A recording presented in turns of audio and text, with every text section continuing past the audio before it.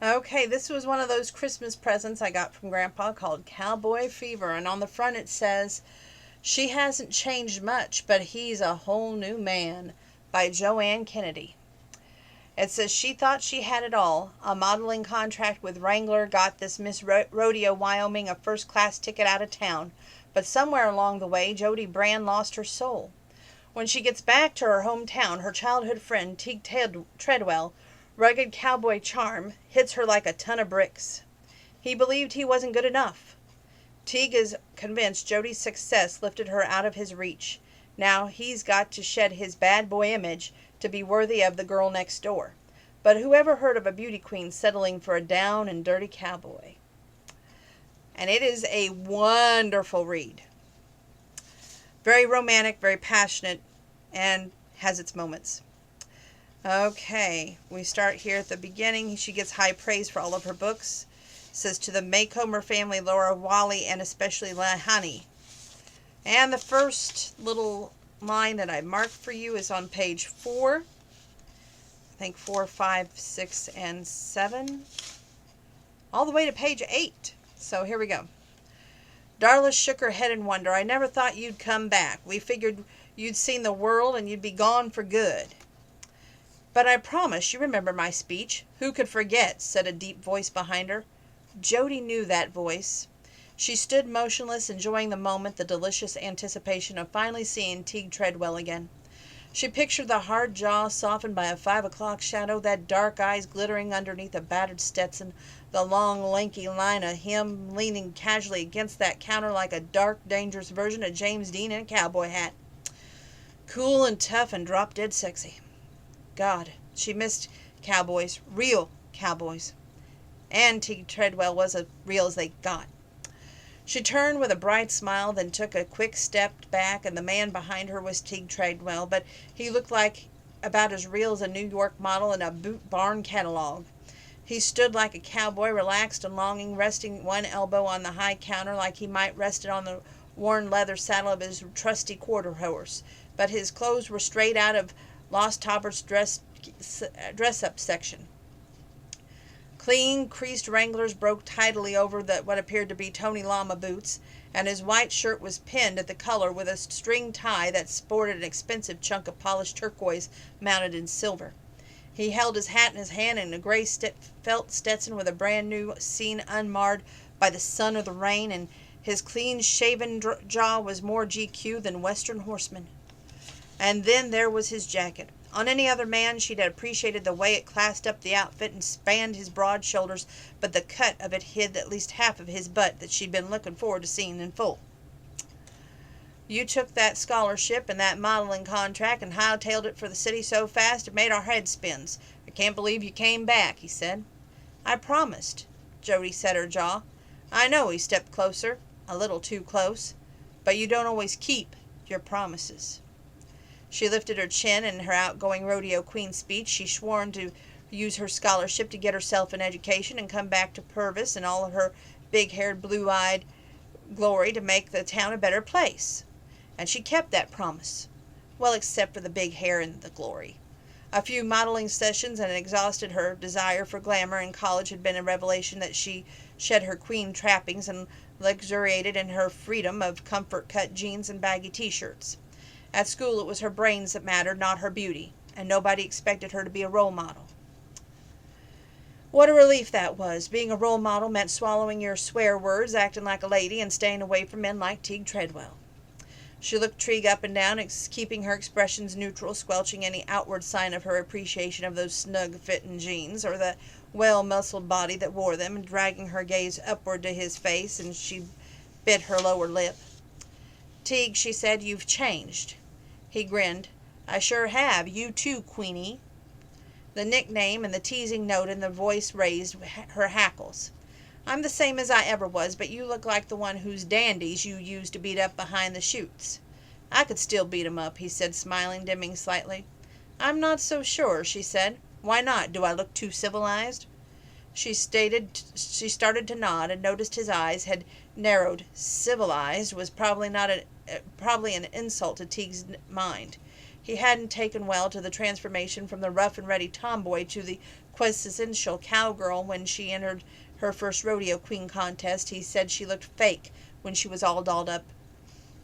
Well, of course she did. Rodeo crowns with their accompanying scholarships and prizes weren't handed out for looking like a ranch hand. But he also accused her of looking down on what he called us ordinary mortals. She hadn't thought. She'd never been like that. She turned down his offers for dates because she was scared of him. Teague Treadwell was trouble, and rodeo queens didn't mess with trouble. A hell-raising bronc rider like Teague could get a friend, maybe even a fling that if you kept it quiet. But a date, a boyfriend? Never. She cocked her head and scanned him from his gelled hair to his toes of his polished boots. The clothes weren't the only change that had come over him. While she was gone, that hard glint in his eyes had softened too, and the firm, stubborn set of his mouth had given way to a smile that was pleasant instead of predatory. She was surprised to find that she wasn't the least bit afraid of him. It was disappointing. "You're just older," she said. She could have said a lot more, but she could have said he did look civilized, more civilized than she expected he could ever be. He also looked handsome, sophisticated, and, well, successful. "You look older, too," he said. "Teague Treadwell, that's a terrible thing to say to a lady," Darla scolded. "You tell Miss Brand she looks just lovely." "Darla, you just got done telling her that she looks like she's got cancer," Teague said. "At least I didn't say that." "Well, I am not a gentleman," Darla said. "Neither am I." Darla sniffed and turned away. Normally she was eager to talk to anyone and everyone on the chance they might drop a choice crumb of gossip, but evidently Teague was not a favorite. Jody suspected he had plenty of stories to tell, but evidently he kept them to himself. She tilted her head and then smiled up at him. She always felt a mismatched doll besides Teague, a Barbie next to a G.I. Joe. She felt mismatched, but the tables were been turned. She almost wished she'd decked out herself in the queen clothes, standing beside his dudded-up suede jacket self. She felt like a drab little partridge pecking around for a prize rooster. Well, at least a partridge could make her own way, scratching for substance. All the roosters ever did was preen and crow. "So if you are not a gentleman, what are you?" she asked. "Busy." His smile faded. "Sorry, I gotta go." He strode out of the store, leaving Jody staring after him. Darla clucked her tongue at his rudeness. Maybe he hadn't changed that much after all. Maybe underneath all the fancy clothes he was still just rough around the edges as he ever was. She wished he'd taken that dang jacket off, though, so she could see some more for sure. Page 31. "I came home, and Troy's not here," he told the sheriff. "Well, where were you?" "Out. Around town." "Then probably that's where your brother is, too." "Yeah, well, he didn't call or anything, so I'm a little worried." "You call and tell him where you went?" Teague heaved a hard sigh of exasperation. "Look, I know I'm overprotective, but I can't help but worry." "You're like an old brooding hen," Waddell said. "You ever think about settling down and having kids? Maybe you need something to take care of." "Yeah, right," Teague said. The last thing that he needed. Troy was enough to take care of. He sat down at the desk between the kitchen and the dining room where he paid the bills. Taking out a pen, he started doodling on a utility bill envelope, drawing intricate loops and circles that looked like a tooling for a fancy boot. "No kids for me." "You sure?" Teague could hear a smile in the sheriff's voice. "Jody Brand's back in town." "I saw her," Teague said. He sat back and looked at what he had just drawn. It looked like a heart. He scratched it out. "What does that have to do with anything?" "Always thought you two would wind up together." "I burned that bridge a long time ago." Teague started doodling again, drawing a star this time. "Bridges can be fixed." "What are you, my mom?" Teague regretted the words the minute they shot out of his mouth. "Sorry. You more or less are my mom." Waddell laughed. "Somebody had to look after you. Your folks sure as hell couldn't do it." "Or wouldn't." "Well, you were a handful. Only way I could get your attention." It was true. Sometimes when he was a kid, Teague had started trouble just so the sheriff would try to talk him straight. Back then he hadn't wanted to admit to himself, but it felt good that somebody cared. It wasn't enough, though. Finally Waddell had thrown up his hands and let the system have at it with Teague. He ended up spending 18 months at the Green River Reformatory. It hadn't helped. He sulked his way through the group therapy sessions, clammed up to the counselors, and gone home with all his anger and attitude intact. The only thing that had saved him was Troy.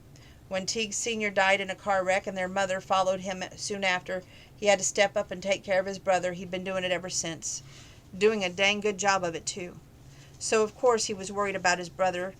disappearance. He drew a crescent moon to cradle the star, while the sheriff went on about how great Jody looked and how good it was to have her back in town. Teague sighed and gazed out the window. He really didn't want to hear it. That was page 31, 32, 33. Okay, I'm trying to see where I marked this at. Okay, so Jody's gone back to her house now to see what's going on there. Jody slapped a hand over her mouth and backed out the bedroom doorway, slamming the door shut and stifling a scream. Who the hell was in her bed? Taking a deep breath, steeling herself, she eased open the door, and the lump in the bed shifted and let out a couple of bear-like grunts, and what was going to be a scream turned into a giggle. Troy? She opened the door and stepped into the room. Troy, what are you doing in my house? A tousled head peeked out from underneath the covers. She caught sight of Troy's familiar features, marked with the unmistakable stamp of Down syndrome, but he couldn't seem to make out who she was. He squinted, twisting up his face. She giggled again, and with a broad creased his cheeks. Jody, he flung back the covers and swung short his legs over the edge of the four-poster bed. Jody, she grinned and nodded. What are you doing home? I've been taking care of it. I've been helping you. You've been sleeping, she teased. Yes, I mean no. Troy's eyes widened. I was hiding. I didn't know it was you. I thought maybe Teague was looking for me. He glanced out the window. Oh, man, he's going to kill me. I was supposed to be home. I was supposed to be taking care of the horses.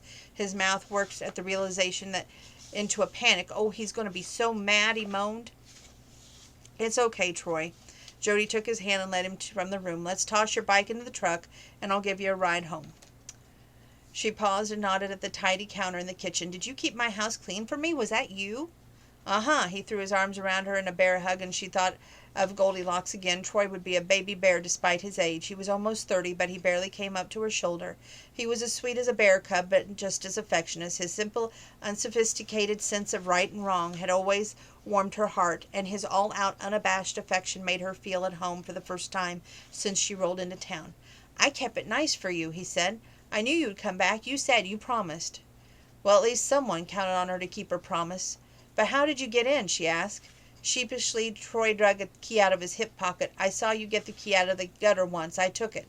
He stared down at the floor and squeezed his eyes shut, hunching his shoulders. Sorry, he looked up at her in a tentative smile. You staying, Jody? I hope so. Jody gave him a final squeeze before she stepped away. I really hope so. She sighed. Come on, let's get you back home. They went outside and loaded Troy's 3-speed Schwinn into the back of Jody's truck. There you go, Bessie, Troy said, giving the bike's handlebars a pat. You sit tight. Okay, we're on page 72-73. She's now talking with her mother. Jody sighed. I guess you have a point, but Mom, I worry too much. She worries too much. Oh, I know, her mother said. Besides, he's found some greener pastures anyway. Everyone says that the Skelton's girl really fallen for him. Really? Jody narrowed her eyes. Teague hadn't mentioned any Skelton girl. In fact, he didn't even say he had a girlfriend. The what girl? Skelton. Her father has some financier or something from back east, brought up a bunch of land north from town. She patted Jody's shoulder. I hear they're a serious item, so I guess you're safe. I'm sorry, hon, I just worry. But I know you've got more sense than to fall for a Treadwell. Sure, Jody muttered. Right. She regretted her tone when her mother turned quickly and gave her a questioning look. No, really, Mom, I'll stay away from him. She was too late. Her mother reached across the counter and then took both hands. Promise me, she said, staring earnestly into Jody's eyes. Promise me that you won't get involved with him. Jody started to protest, then slumped against the counter. She'd come back to Purvis to make things right with her mother, ever since realizing how unfair she'd been to the one person who loved her unconditionally. She felt uncomfortable, off balance. She had to make it right, and besides, her mother had a point. How much evidence did she need to see that Teague was in trouble? His father was an abuser, and he himself had a history of solving his troubles by fighting, to the point where he'd gone to prison for it. Well, just a juvie anyway. And when she'd seen how nervous Troy was about returning home, what had her first thoughts been? That Teague might be abusing him? Even she thought it was possible. Then there was her own personal history. He treated her like crap all those years ago. So what had she done? She fooled herself into forgiving him, then hopped back into bed with him the first chance she got. At least she had sense to walk away this time without saying anything stupid. She envied that score. They were 1-on-1. and that was where it needed to end. Okay, Mom, she said. She drew an enormous imaginary X on her chest with her one finger. I promise, and crossed my heart. Page 75, 76, 77. Troy, Jody said, and she figured turn. You're looking for a job? He grinned sheepishly, staring down at the scuffed toe of his boots. Yeah, I need money so I can get my own place. Jody wrapped her arm around his shoulders. Troy, you can't move out. Teague needs you. How come you want to move? Troy shrugged and refused to meet her eyes. Just wanna, he said. You want to be more independent? He looked uncertain, his eyes darting left and right before he shrugged again. Maybe a job's a good idea, she said. Maybe it would be enough to get just your own money. You probably get tired of asking Teague when you want to go do something, right? He always saying that I shouldn't buy stuff like candy and music. I like AC/DC. Jody smothered a smile. It would drive Teague nuts if Troy blasted AC/DC all the time, and driving Teague nuts sounded like fun to her. It had been kind of fun back there in his bedroom, although he'd get driven her nuts right back. And maybe you could work for me. I could, sure, Jody nodded. I need somebody to help at the ranch. I need to get the arena ready, build a ramp for the riding therapy clinic I'm starting. Once we're up and running, you could lead the horses for the kids and maybe help out in the stables some too. And I need to string more fence. Troy straightened and threw his shoulders back. I'm good at stringing fence. I bet you are. Troy nodded, and the dashboard bobbed head on the dirt road. Okay, when do I start? Tomorrow? Can I start tomorrow? Why don't you come over for breakfast and we'll talk about it. 8 o'clock or so, and we'll negotiate a salary and stuff. He said, beaming. Salary. I gotta go get to Target. I gotta look at the AC/DC CDs. She watched him head out of the store and knew strut in his walk. With modeling money she saved up from the money from leasing the ranch, she could afford an assistant. Of course, having Troy work with her inevitably lead to more encounters with Teague. But that was okay. She could handle it. She was on the winning side in that relationship, and that's where she intended to stay. Page 81. Let me just help out Jody here, Miss Skelton's, then I'll be all right. Jody couldn't hear the rest of Bucky's sentence over the roaring in her ears. Miss Skelton, Miss Skelton. So this bimbo was Teague's girlfriend. His secret girlfriend. The one he didn't want to tell her about before he lured her into his bed. Jody was stuck with sudden urge to slap her. No, wait, why should she be the one doing the slapping? She was the bimbo here. Appearance to the contrary, from what her mom said, Miss Skelton had a prior claim. Maybe she ought to slap herself, or better yet, Teague. She cocked a hip and tossed her hair back, almost wishing she had her queen cough to add emphasis to the gesture. It wasn't that she was jealous, it was just that Teague deserved better. This girl was worse than the wannabes that plagued the rodeo queen circuit. Pageant princesses who sat a horse like a straight chair and thought they were better than the cowgirl contestants, just because they won a few rhinestone tiaras in the state swimsuit competitions. Never mind, boss. Jody backed away. I'll come back. I just wanted to talk to you about the sponsorship, but I can see you're busy. She turned to see the new arrival, offered her best queen smile. It was so nice to meet you. As she headed out the door, Honey Bucket was just trotting in. He evidently managed to escape the feed store, and judging from the dirt caked in his long hair and aroma wafting from it, he found himself in something very special to roll in. Jody grinned. Those little pocket pets didn't get much of a chance to be real dogs. This one ecstatically pleased with himself to be trotted over to his mistress and pawed at her leg, leaving a wide brown streak on her fancy pant jeans. Honey Bucket. Oh. The girl skittered backward. What have you done? Jody grinned and headed for her pickup, wondering what business the Skelton girl had with Bucky. She seemed to be talking him into ordering new stock for some new clientele. What was that all about? There hadn't been anything new in the Purvis since Cade Wilkins installed a new lift in his body shop in 1973. She'd have to ask Darla. It was time to go back to the Rexall. Let's see here. Okay. So I'm trying to find us a stopping point for tonight. I think we'll stop on page 89, but we'll just keep going here. This is 82, 83, 84, 85, 86, 87, 88, and 89. Jody parallel parked her Ranger in front of the drugstore and yanked her parking brake into the place. Frowning, she pulled down the visor and scanned her face in the mirror. in the unsympathetic light of day. She really did look washed out. Sighing, she dug a zippered pouch out of her purse and pulled out a tube of mascara. She was trying to break free from the image that convinced everyone that she was a ditzy blonde whose only skill was riding a horse while carrying a flag. But this was an emergency. She never survive another 20 minutes fending off Darla's unsettling combination of curiosity and compassion. Not today. Not after meeting Courtney Skelton. Teague had always had his issues, but he'd never been a liar. Yet he told her, what was that he said? No, girlfriend, don't let anybody tell you different. It was her mother that had told her about the Skelton girl, and that mother definitely had an agenda, an anti-Teague agenda. Maybe Jody should give him a chance to explain. Maybe she should trust him more. Yeah, right, she'd always been a fool for Teague, and it was only getting worse. She dabbed a powder on her nose, glanced back in the mirror. She shouldn't be making excuses for any man. She deserved better. She might be pale, but her lips were full, her chin was strong, and her blue eyes fairly glowed once she stroked on a coat of mascara. Giving herself an encouraging nod, she rolled out of the truck and headed for the drugstore. Darla was holding court behind the pharmacy counter when she entered, talking with another woman. The conversation broke abruptly when Jody walked in, and she felt a twinge of panic in the pit of her stomach. Were they talking about her? Had someone seen her with Teague? News could travel fast in a small town. But no one could possibly know. No one had seen them. More likely, Darla was spreading the news about her supposed illness. She was probably telling everyone Jody Brand had come back to Purvis to die. Well, that would help some of the fundraising for the clinic. Jody pretended to scan the shelves while she worked out a strategy. There was an art to small-town discourse. She mastered it in her youth and nearly lost it in the real world. You couldn't just walk up to the counter and ask Darla to dispense gossip. You had to come in and question obliquely and to make it seem as the subject you were dying to dish on had come up naturally. Acknowledging that Darla was the gossip queen of Purvis, she was the surest way to shut her up.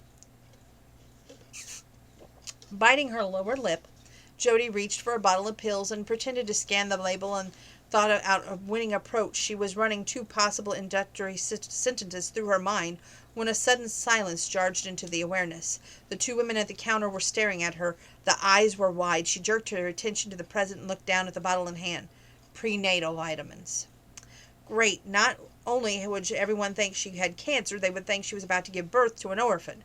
She shoved the bottle back on the shelf. Well, Darla said, if it isn't our little Queenie. Perfect opening. Oh, but you know I'm not only the rodeo queen anymore, Jody said. I just saw the new one over at Bucky's. The new one? Blonde, little tiny thing, dresses real, Queenie-like?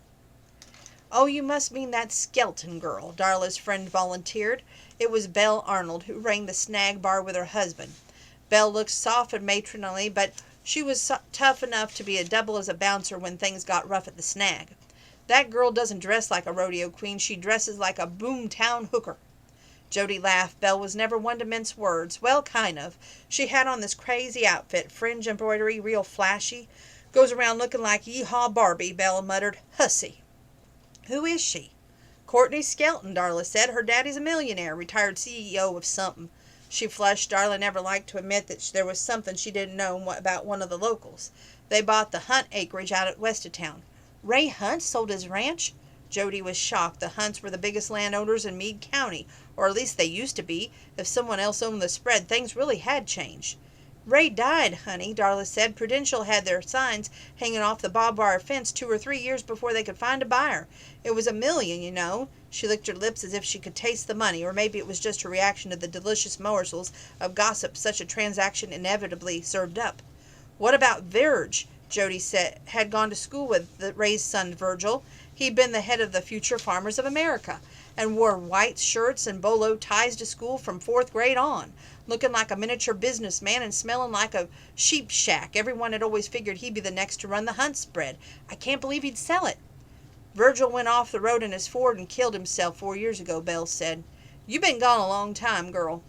Jody swallowed. Virgil Hunt had been a friend of hers by any stretch of imagination. But it was still a shock that he wasn't living out of the future what seemed to be assured. None of the kids in her graduating class ever doubted that Virgil would be a successful rancher. Of course, they also believed that Cal's winning streak would continue off the football field, and that Teague would continue to be on the road to hell, or at least the path in town, or at least to the path to jail. Everyone had assigned roles to play in this town, but with Virgil gone, Cal in jail, and Teague on the street, it looked like Jody was the only one sticking to the plan. So this skeleton fellow bought the whole place? Darla leaned her elbow on the counter. He got it subdivided into 40 acres, ranchettes they call them. Things really have changed. The Hunt Ranch was 40 acres. That meant a lot of ranchettes, which meant a whole lot of full new folks coming to town. New folks meant businesses, new movers and shakers, and new ideas. She probably arrived just in time to watch her old-fashioned hometown burn itself out and rise from the ashes like a phoenix transformed into a haven for super Walmarts and fast food joints. She was squelched by a pang of sorrow. Progress was good. It was about time. Purvis slid into the 20th century now, and the rest of the world had hit the 21st. Skelton kept a big piece of the ranch for himself, though, Darla continued.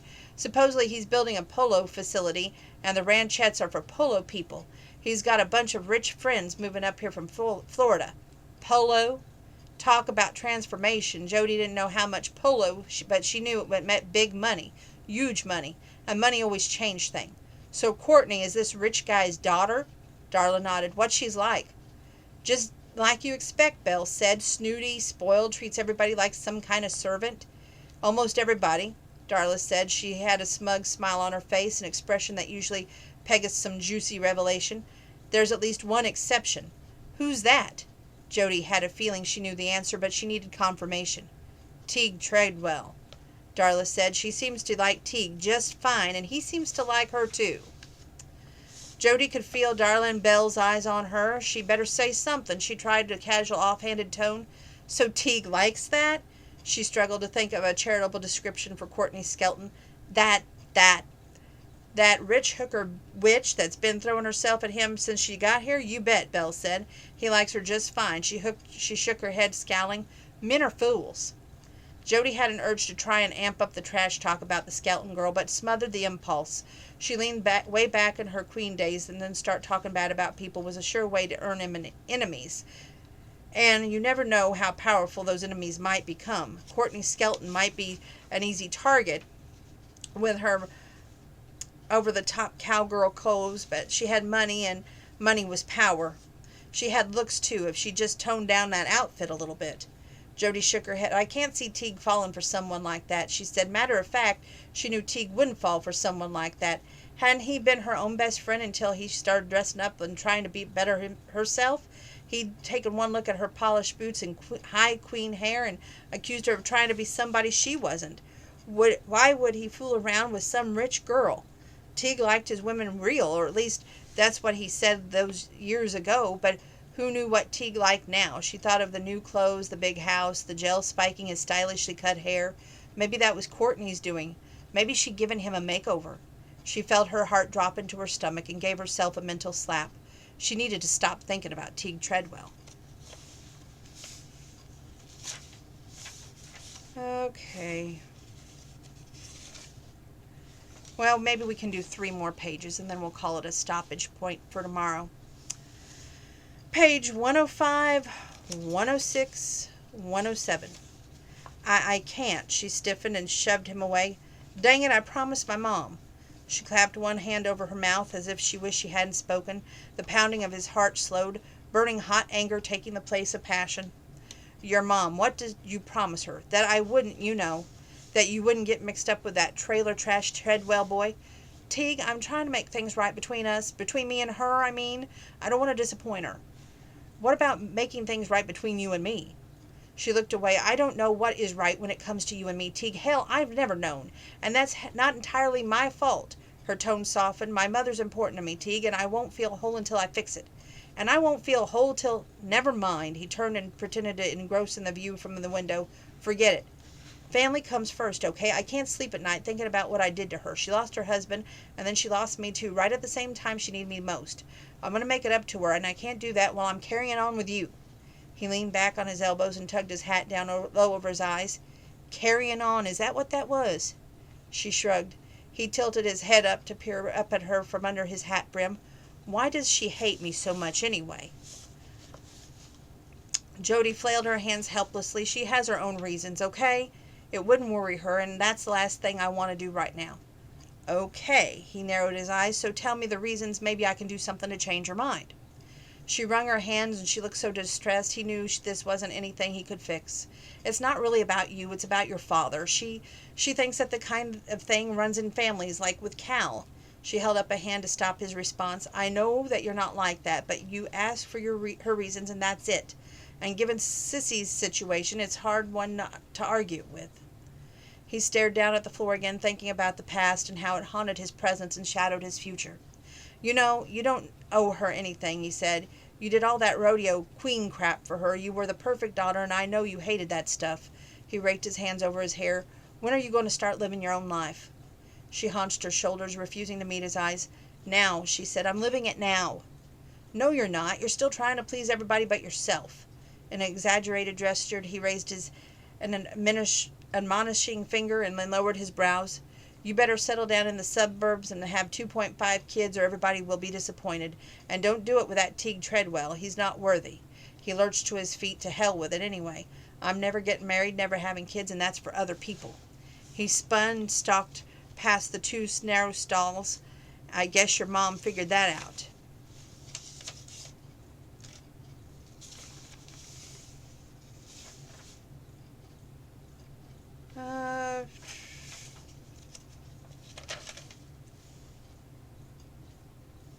Trying to see where the stopping point is here. Okay, you talked me into 3 more pages. I can talk to you. Well, hallelujah. Teague, we can be friends. You know, I don't really think so, he said. I don't see how that could work. He cranked the engine to life, hanging onto the key a little too long, so the truck made an awful grating noise. Then he spun out, the pickup spitting gravel as it careened down the driveway. Page 110, 111. I guess that's it. 110, 111. Then we'll stop for the night. Okay, I'm off, she said, going to the Rotary lunch. I should be back by 2 or so. Who's taking you? Jody rolled her eyes. She hoped to get through this without naming names. Emmett Sage. Oh, honey, it's nothing. Jody held up a palm in a traffic cop gesture to stop her mother before rhapsodizing got out of hand.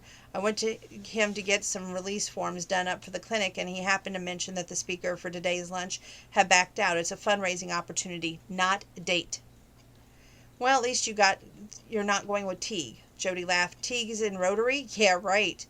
Oh, he's a member. Her mother's brow arrowed down in disapproval. It's part of his plan to make himself over, I guess. Wow, you're kidding. Teague is in Rotary? Jody cocked her head and stared at the ceiling, trying to picture Teague mingling with the pillars of the Purvis. I can't picture it. I know, like I said. Mom, stop. Jody did the traffic cop thing again. I promised not to see him, and I won't, but I appreciate it if you would stop talking trash about him.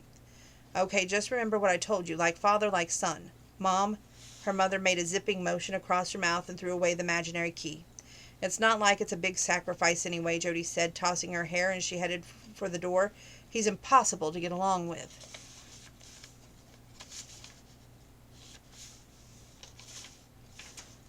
We're going to pick up at page 116 tomorrow night, but that's part 1 of Cowboy Fever by Joanne Kennedy, and I really hope that this computer works tomorrow night.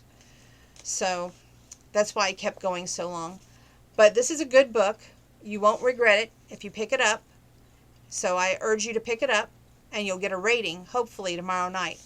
I'm off Monday and Tuesday, so that's a good thing. It's just my eyes are getting old. I'm getting old, and it's a good point to stop.